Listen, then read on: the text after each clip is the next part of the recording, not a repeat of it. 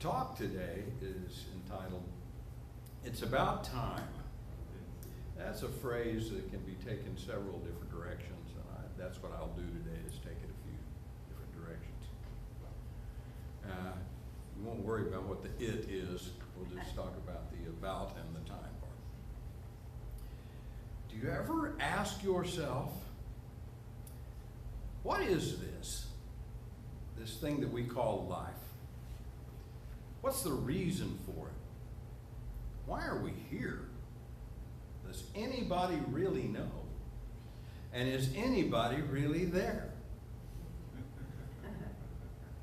If we are this individualized expression of one spirit, one mind, one heart, one love, one thought, if we are just individualized expressions of all that, how did it start that we created or was created for us this sense of separation? And this sense that there is something called a time-space continuity. We talk about it, we theorize about it, we write books about it, humans do.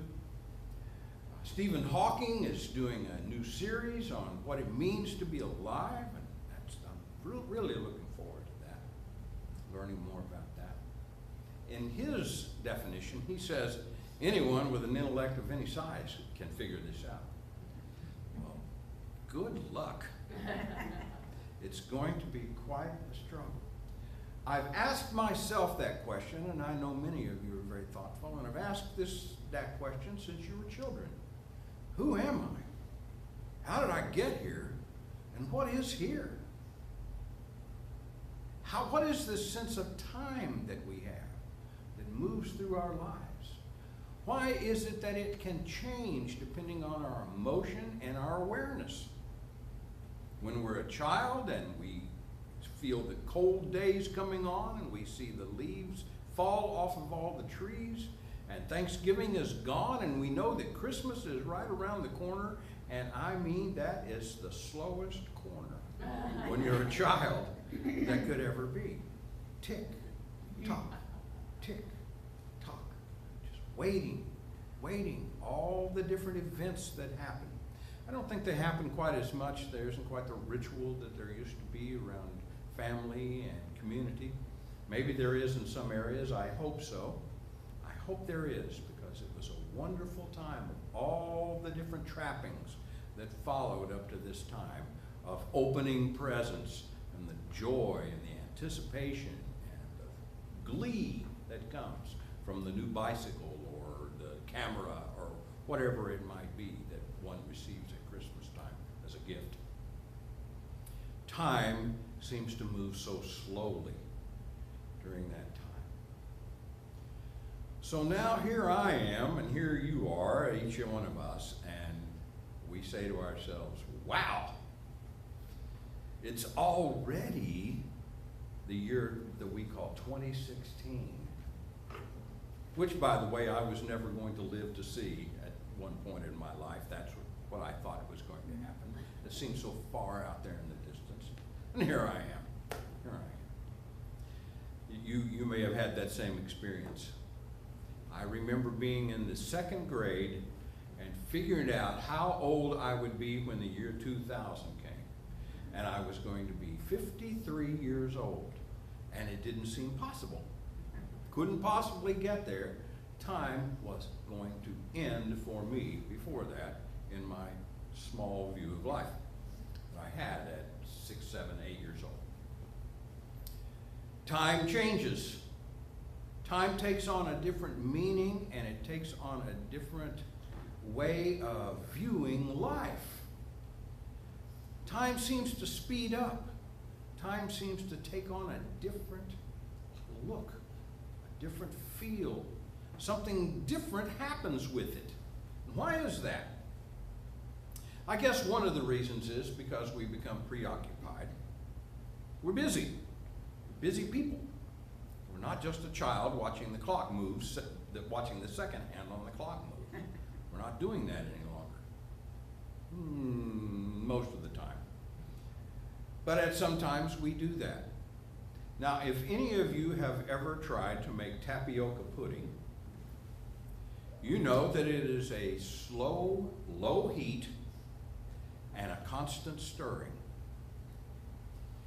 It seems to take a long time, and you're looking at the clock, and you're looking at the pot, and looking at the clock, watching it, raising the spoon, trying to get some idea of this. Changing hands, going the other way. Instead of doing this, you start to roll over. Anything to kind of just keep it moving and keep it different and keep it going. Many things in life are like this. Bob Dylan had a great song in which he said, a song called Winterlude, and in it he says, at two places. At one place in the song earlier on, he says, time passes slowly when you're searching for love.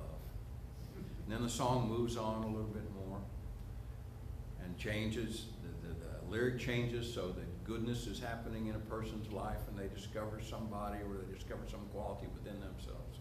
And then he says, time passes quickly when you're so much in love. Time.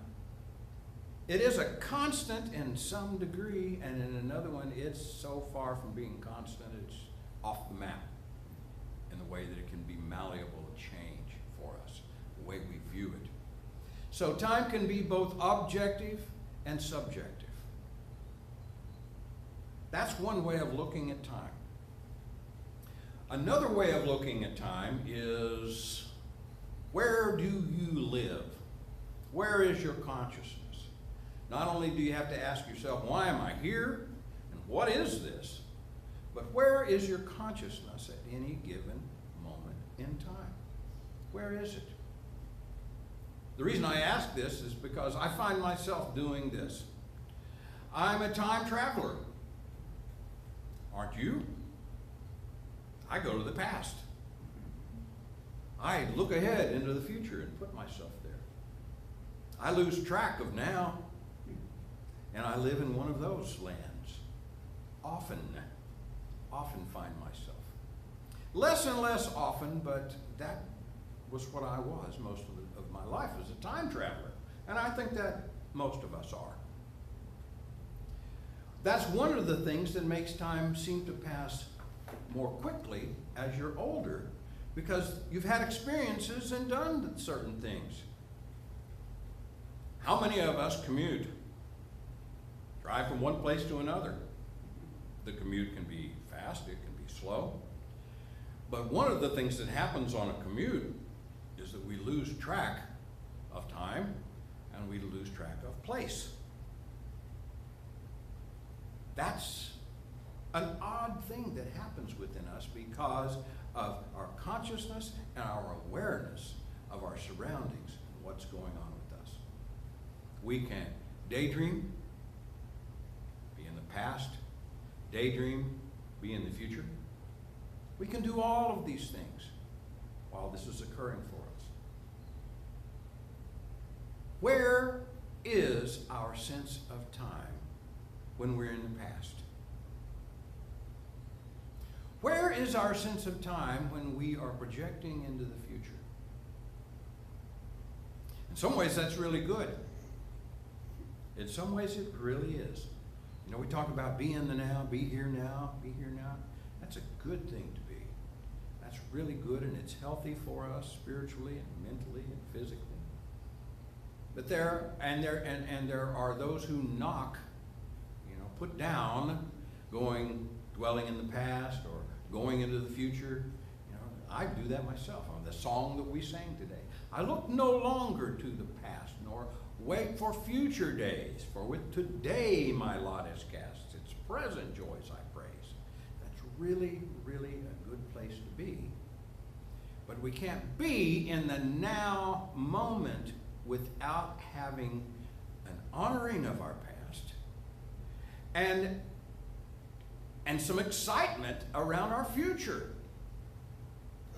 How would you like to be a refugee in Syria right now? Wouldn't that just be difficult to live in the now moment Wouldn't there be a longing for the past? Wouldn't there be an insecure feeling about the future? Wouldn't you long for a wonderful future, but at the same time have your reservations about it? Aren't we fortunate where we are on the planet Earth today, yesterday, and most likely tomorrow? Let me ask you this about time.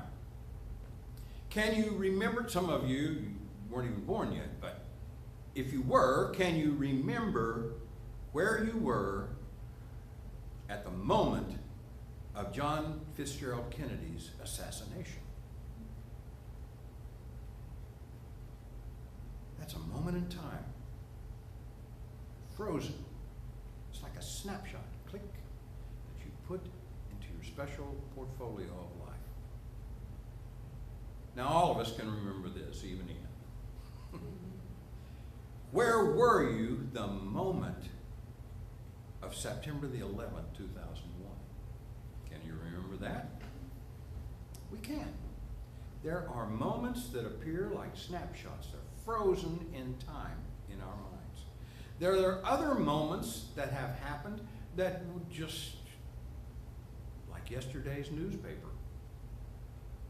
We read it, it happened, it's gone. Think, if you can, about a moment in your life. Just think of a moment in your life that is like a snapshot for you. It's just held there. I've got one. It's a silly one. Silly to you, and when I think about it, it's silly to me as well. But it's a moment. It was like one of those life moments. I was a kid. I had tried out for a baseball team that I really wanted to be on, a summer league baseball team. I wasn't picked to be one of the starters on the field, and so I was sitting on the bench hoping that I would get to come into the game. Hoping our team would be ahead, and that would mean I got to come into the game. Our team got ahead by about 4 runs, and the coach said, "Dearmore, third base, next inning." So I got into third base. What happens before is the first baseman takes the ball and throws it around the infield. You scoop it up and throw it back to him and get some warm-ups in there before the first batter comes up. I had noticed that the shortstop, a little kid named Smokey Balcom, I still remember the kid. Well, instead of taking the ball between both of his legs and coming up with it, he was coming to the side of the ball, and the ball was running up his arm, landing behind him. He'd pick it up and throw it over there. Next one would come in, and he'd try to take it sideways, and it'd run up his arm. There, pick it up. This happened a couple of times.